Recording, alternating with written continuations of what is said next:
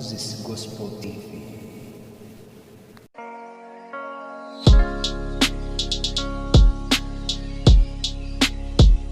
Gitondo cyiza abadukurikiye, uyu ni wa mwanya wo kuganira ijambo ry'Imana kugira ngo dusangire ubutumwa bwiza bwa Kristo, kugira tubisangize n'abandi.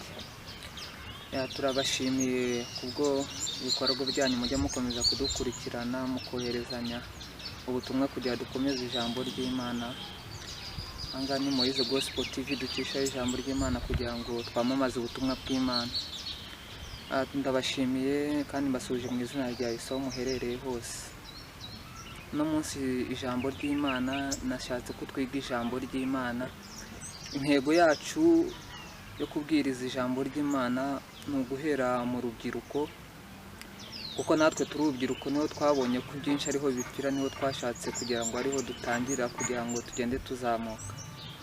Muzagenda mubona abavugabutumwa batandukanye, abakuru, abana, kugira ngo twigishanye cyangwa twibukiranye gukomeza ijambo ry'Imana.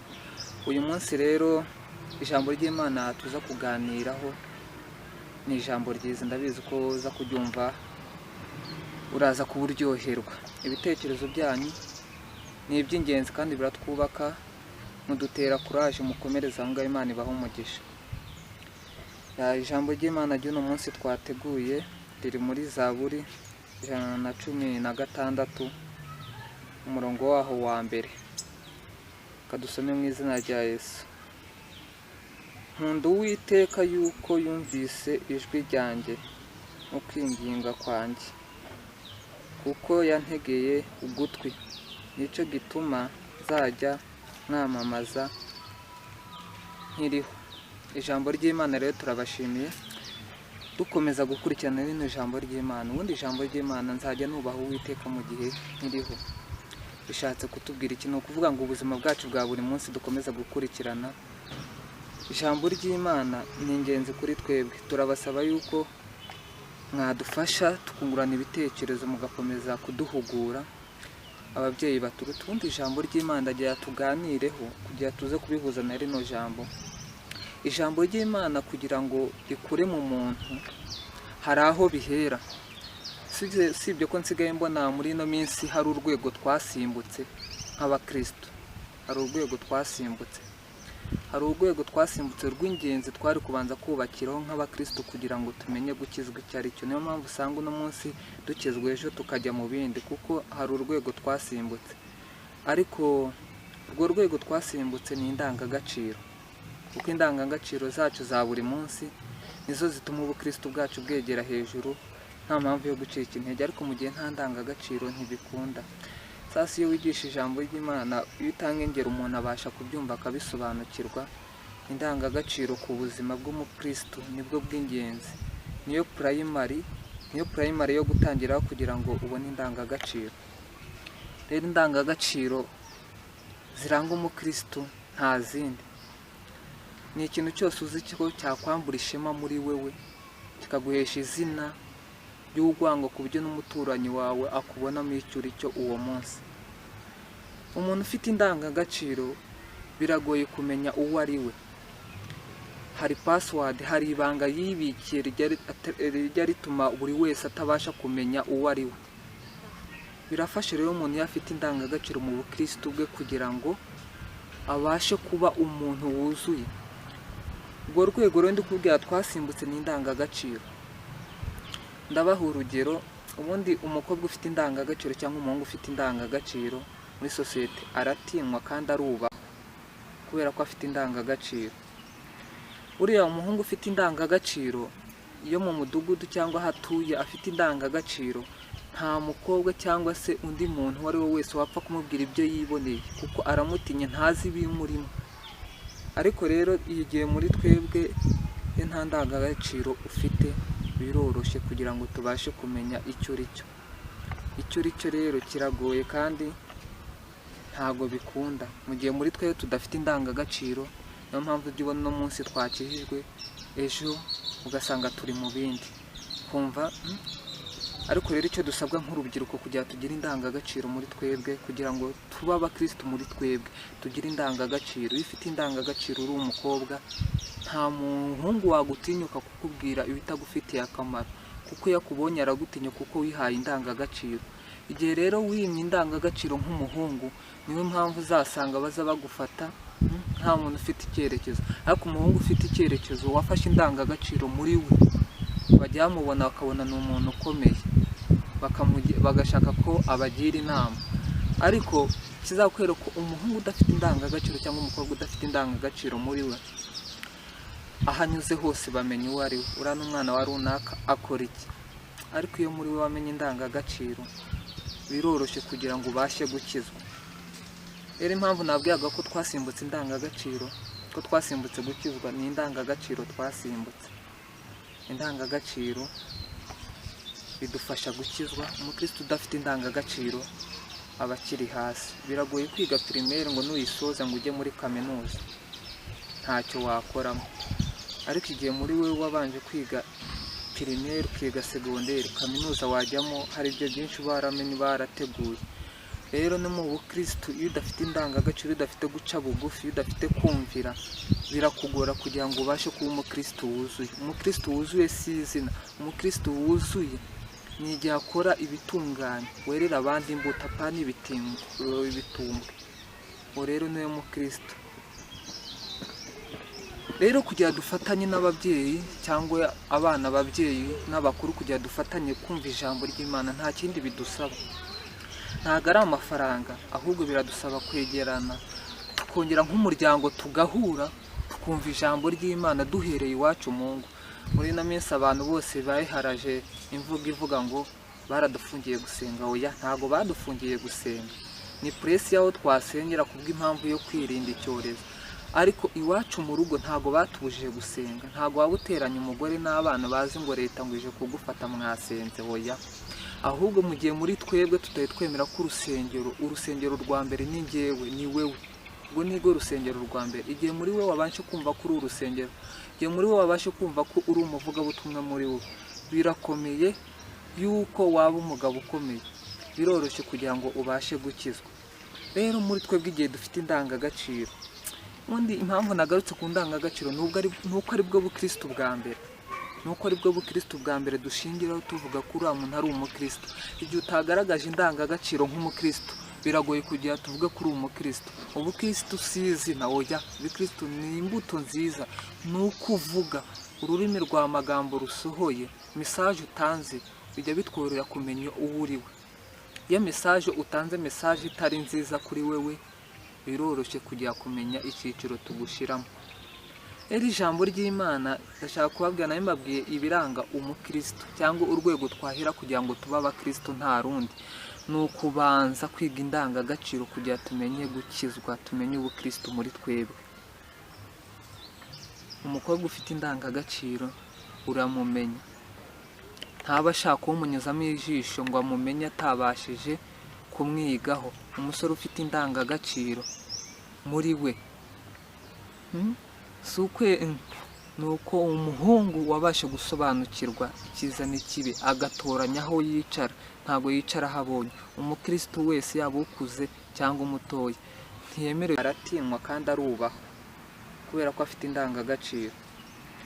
Uriya umuhungu ufite indangagaciro, iyo mu mudugudu cyangwa hatuye afite indangagaciro, nta mukobwa cyangwa se undi muntu uwo ari we wese wapfa kumubwira ibyo yiboneye, kuko aramutinya, ntazi ibimurimo. Ariko rero igihe muri twebwe nta ndangagaciro ufite, biroroshye kugira ngo tubashe kumenya icyo uri cyo. Icyo uri cyo rero kiragoye kandi ntago bikunda mu gihe muri twebwe tudafite indangagaciro. Niyo mpamvu ujya ubona uno munsi twakijijwe, ejo ugasanga turi mu bindi kumva. Ariko rero icyo dusabwa nk'urubyiruko kugira tugire indangagaciro muri twebwe, kugira ngo tube abakristo muri twebwe, tugire indangagaciro. Iyo ufite indangagaciro uri umukobwa, nta muhungu wagutinyuka kukubwira ibitagufitiye akamaro, kuko yakubonye aragutinya kuko wihaye indangagaciro.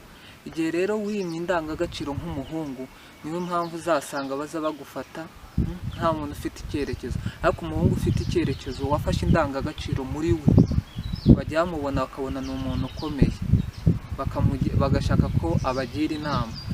ariko kizakwereka umuhungu udafite indangagaciro cyangwa umukobwa udafite indangagaciro muri we, ahanyuze hose bamenya uwo ari we, uriya n'umwana wa runaka akora iki. Ariko iyo muri we wamenye indangagaciro biroroshye kugira ngo ubashe gukizwa.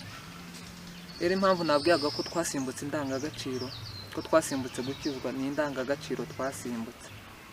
Indangagaciro bidufasha gukizwa. Umukristo udafite indangagaciro aba akiri hasi. Biragoye kwiga primaire ngo nuyisoza ngo ujye muri kaminuza, ntacyo wakoramo.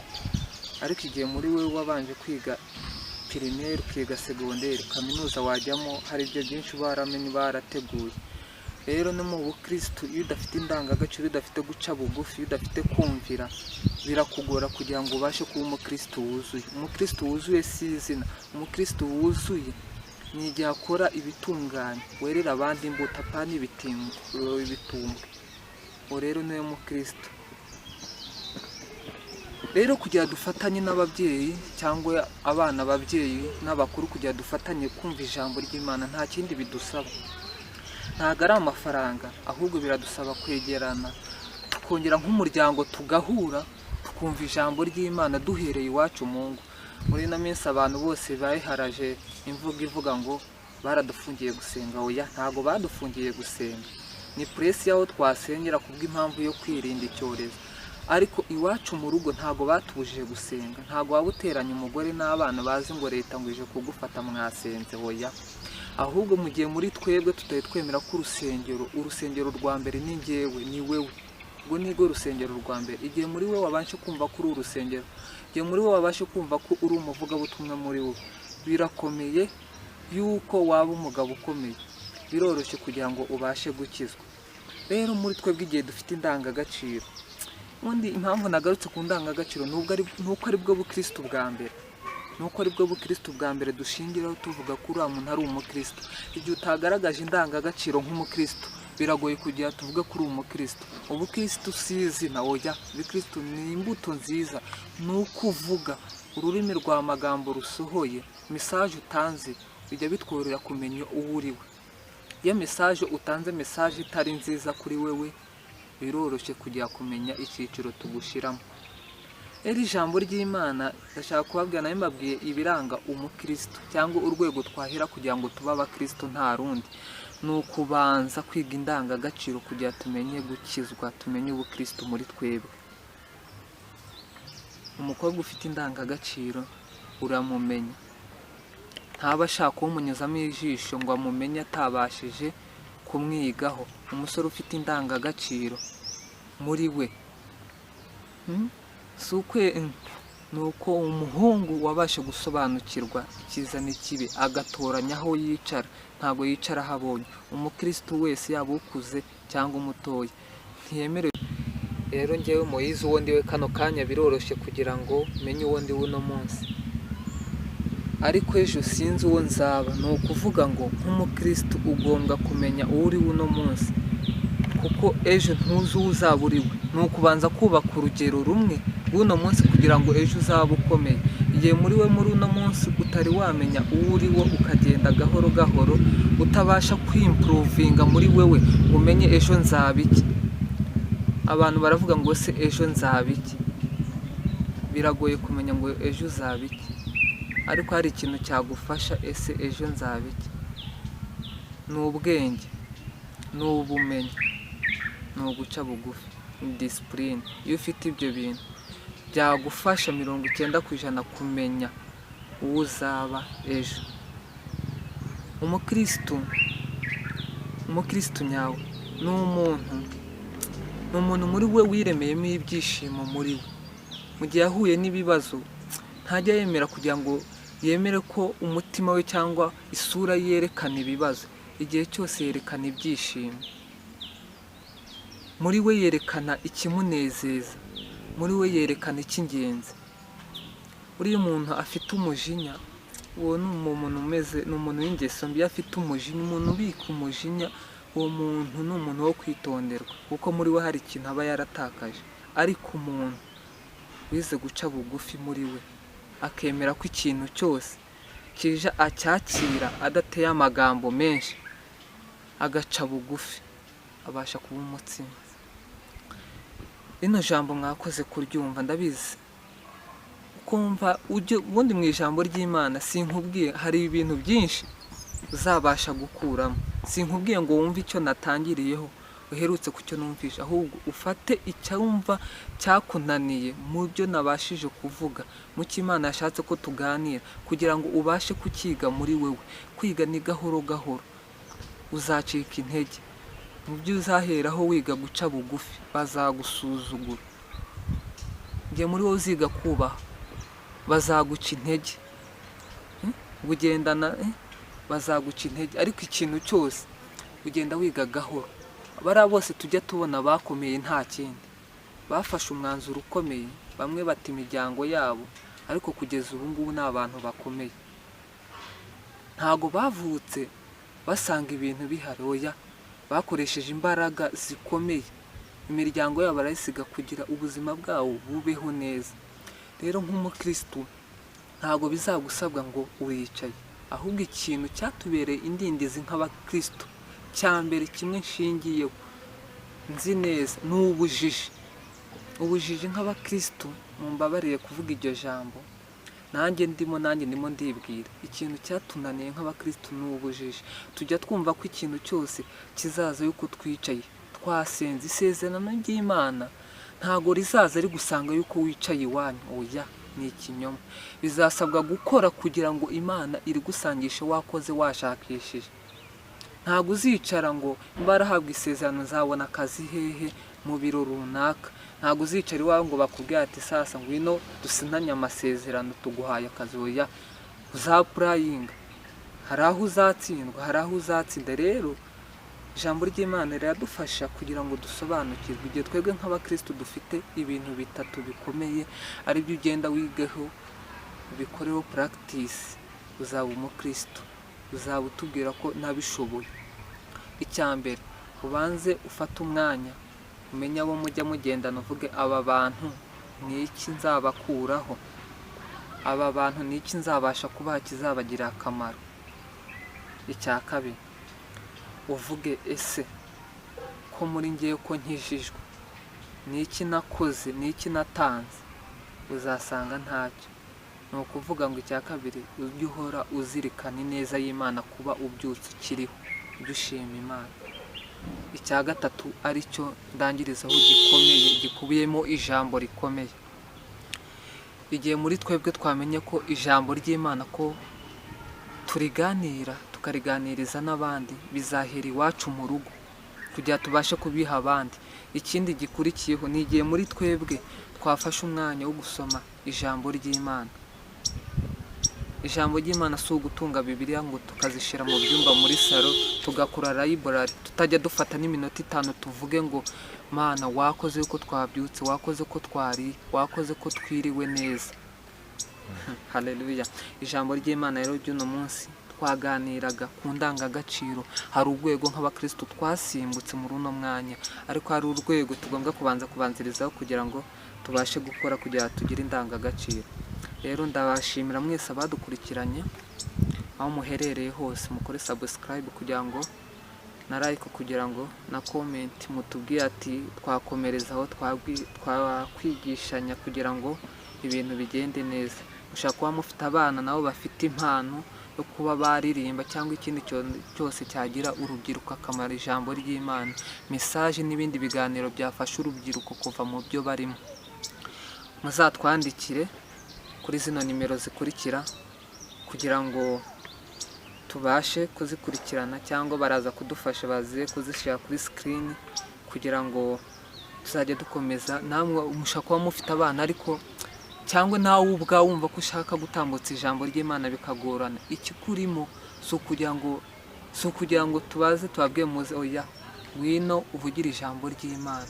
Mufite urwitwazo ngo bafunze insengero zirahari, ufite telefone wakuyihereza ariko dukayihereza undi muntu kubw'ijambo ry'Imana. Ahubwo nk'abakristo ikintu cyo gukundana tuba twumva ko icyiza tutakirekura tugiha abandi. Rekura icyiza ugiha abandi, usigarane icyiza. Sinkubwiye ngo gitange usigarane ikibi. Gira umutima mwiza ushobora gutanga ikintu. ku muntu uri ku rwego rwo hasi mu gukizwa kugira nawe abashe gukizwa. Mwakoze abadukurikiranye mwese, ariko ndangiza reka mbasabire umugisha ku Mana kugira ngo ikomeze ibarinde bagire neza. Dushimiye abadufashije ku buhanga bw'ibyuma kugira ngo Imana ibagire neza, Imana ibahe umugisha. Dusoza rero reka dusenge isengesho tubwire Imana ngo Mana, uwundi w'uno munsi fasha mbashe guhinduka, ndashaka kuba undi muntu mu rwego rwo gukizwa, ndashaka kuba undi muntu ku bandi bantu, kuba umuntu wagira undi muntu inama nziza. Mana, turagushimiye ko twumvishe muri kino gitondo, wabanye natwe Mana, utugirira neza. Turagushimiye, ubashe kudufasha kumva ijambo ry'Imana, uduhe indangagaciro nk'abakristo, udukure mu rwego twari turimo. Turabizi siturabo kwizerwa, ariko duciye bugufi imbere yawe Mana, udufashe nk'urubyiruko, udufashe nk'ababyeyi Mana, ugire neza abaturanyi, ugire neza Mana, ukomeze kutugira neza. Iki gitabo Mana ntikibe igitabo dusoma amateka y'indwanyi cyangwa iki, ukiduhereze kugira tubashe kugisoma, tucyumve, tugisobanukirwe.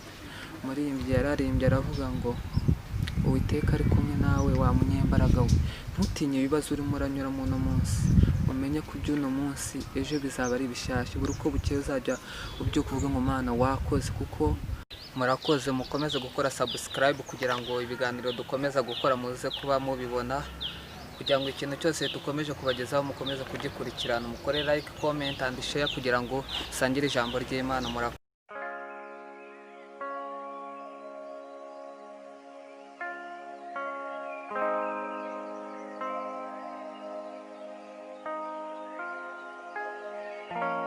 MOISE Gospel TV.